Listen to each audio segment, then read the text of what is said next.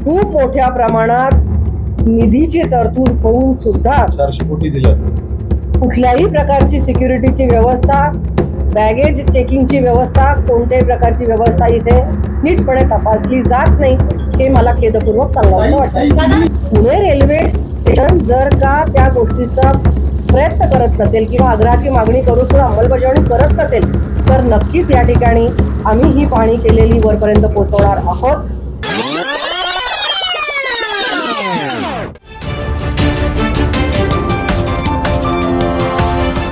पुणे शहरातील railway station बद्दल वारंवार तक्रारी माझ्याकडे प्राप्त होत होत्या. मग त्याच्यामध्ये अनिल परदेशी आमचे असतील, त्याचबरोबर आमचे चैतन्य जोशी म्हणून जे रेल्वेचे मेंबर आहेत कमिटीचे, त्यांच्याकडनं काही तक्रारी प्राप्त झाल्या होत्या. या सगळ्या तक्रारी प्राप्त झाल्यानंतर एक दिवस अचानक या ठिकाणी साईट व्हिजिट करायची असं माझ्या डोक्यात होतं. त्यानुसार अधिवेशन संपल्यानंतर आणि दौरा संपल्यानंतर मी आज या ठिकाणी अचानकपणे उपस्थित झालेली आहे. थोडीशी कुणकुण तरी सुद्धा त्यांना मिळाली, पण या सगळ्या पाहणीनंतर अनेक त्रुटी, पुणे रेल्वे स्टेशनशी संबंधित अनेक त्रुटी लक्षात आलेल्या आहेत. मी आता DRM यांना भेटायला जाणार आहे आणि DRM यांना भेटल्यानंतर खरं तर मी मागच्या 2 महिन्यांपूर्वी त्यांना एक तक्रार त्यांच्याकडे दाखल केलेली होती आणि त्यांना काही फोन नंबर सुद्धा दिले होते की काही व्यक्तींची तुम्ही पर्सनली भेट घेऊन या तक्रारींचं निवारण करा, तुमची भेटण्याची वेळ सुनिश्चित करा, जेणेकरून तक्रारदार जे असतील त्यांना ठराविक वेळेमध्ये आपलं प्रतिनिधित्व पुणे शहरातल्या प्रवाशांच्या माध्यमातून मांडता येईल. परंतु अशा प्रकारची कुठल्याही प्रकारची यंत्रणा ही या ठिकाणी डेव्हलप झालेली नाहीये. आज या ठिकाणी अचानकपणे दाखल झाले असता आणि पाहणी केली असता मोठ्या प्रमाणात सुरक्षेच्या त्रुटी जाणवलेल्या आहेत.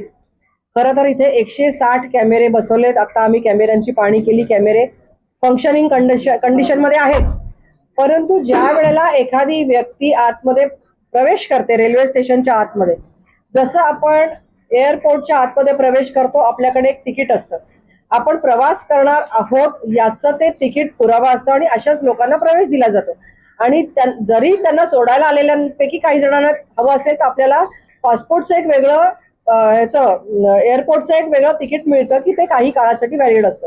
तसं आज आमचं या ठिकाणी प्लॅटफॉर्म तिकीट काढून आम्ही आतमध्ये आलेलो.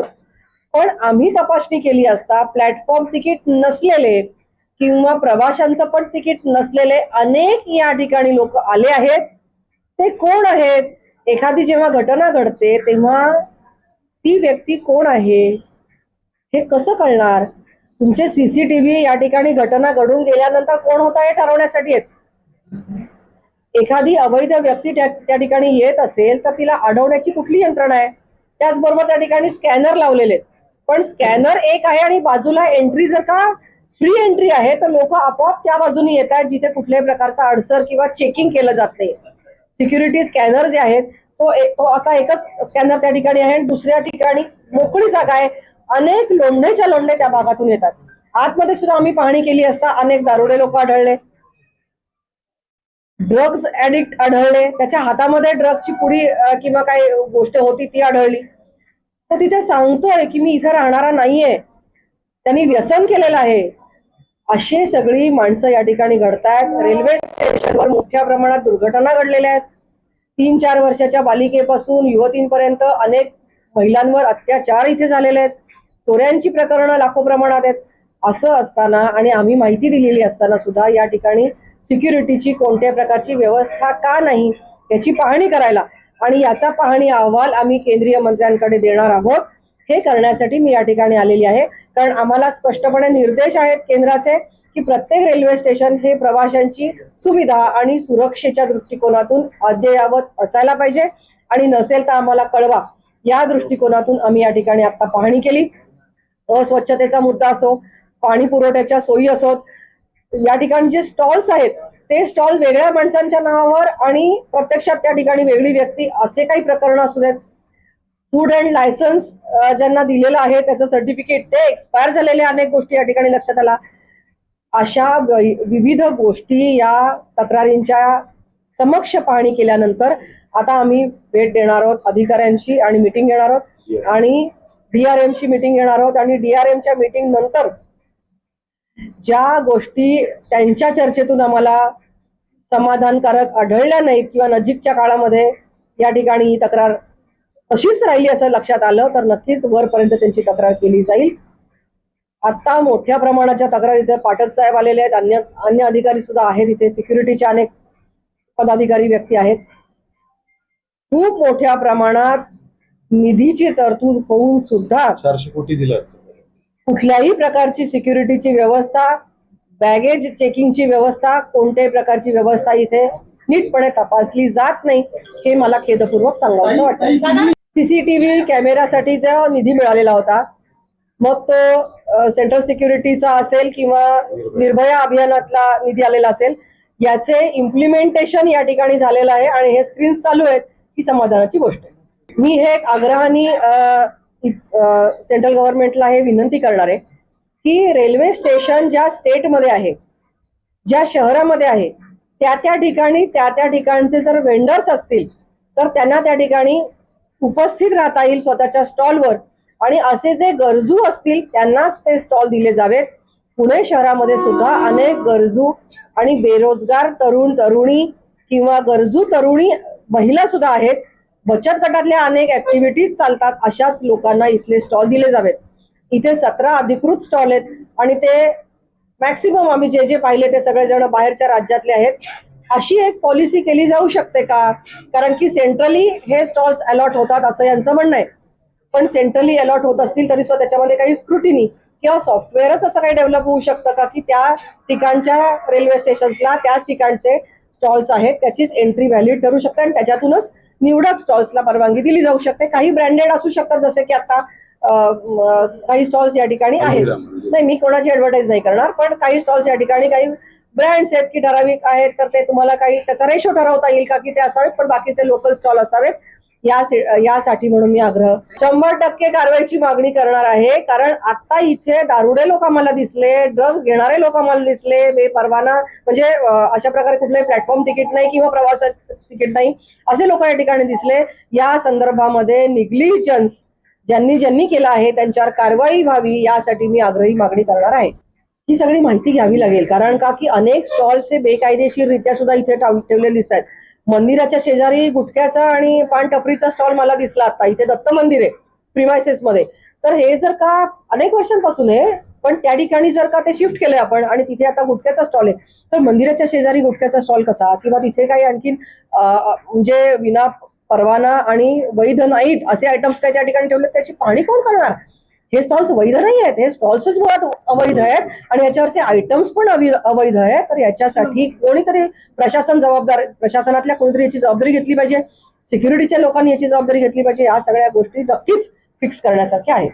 अनफॉर्च्युनेटली एक म्हणजे 2-3 उदाहरणं सांगते. एक स्टॉल आम्ही बघितला, त्याच्यावर स्टॉल ओनरचं नाव बिहार मधलं आहे. ती व्यक्ती त्यांच्या स्टेटमध्ये असेल.